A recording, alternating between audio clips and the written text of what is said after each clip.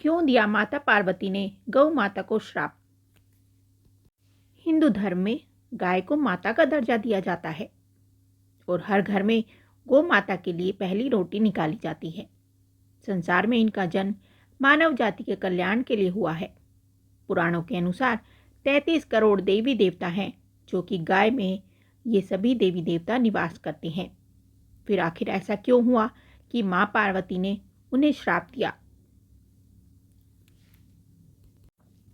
एक बार जब शिव और माता पार्वती समुद्र के किनारे विहार करने गए तो शिवजी के मन में शरारत करने की सूझी। उन्होंने देवी से कहा, हे देवी, मुझे अचानक आवश्यक काम से जाना पड़ रहा है। मैं कार्य पूरा करके अभी आता हूँ, तब तक आप मेरी यहीं प्रतीक्षा करें।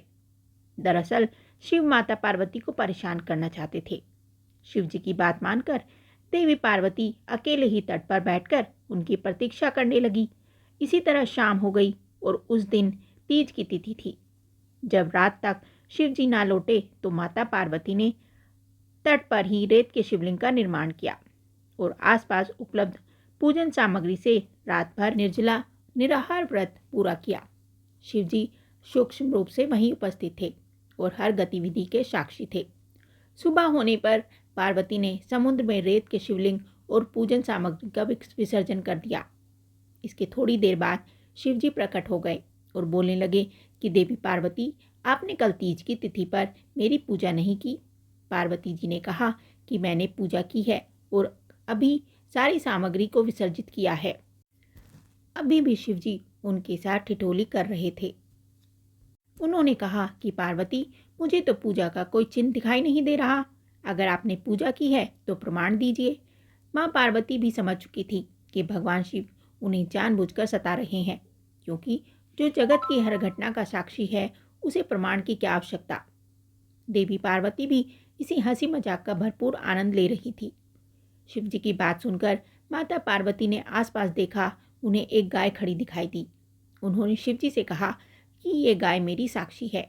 जब मैं पूजा कर रही थी, ये गाय यहाँ उपस्थित थी।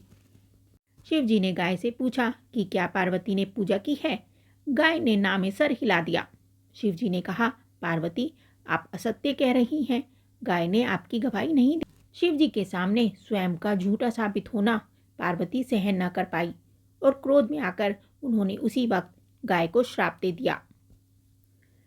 माता पार्वती ने श्राप देते हुए कहा कि तू दिव्य जन्मा है, तू जगत कल्याण के लिए प्रकट हुई है, इसलिए जनहित के लिए तेरे गुण यथावत रहेंगे, किंतु जिस मुंह से तूने झूठी गवाही दी है उसे दंड भुगतना होगा। झूठ बोलने के कारण अब से झूठन ही तेरा आहार होगी। इस तरह झूठ बोलने से गोमाता क्रोध की भागी बनी और श्राप के कारण अच्छा भोजन प्राप्त होने के बावजूद उन्हें झूठन खाने के लिए बाध्य होना पड़ा। ये कथा और जानकारी आपको कैसी लगी, हमें कमेंट करके ज़रूर बताएं। साथ ही वीडियो को लाइक करें, चैनल को सब्सक्राइब करें। धन्यवाद।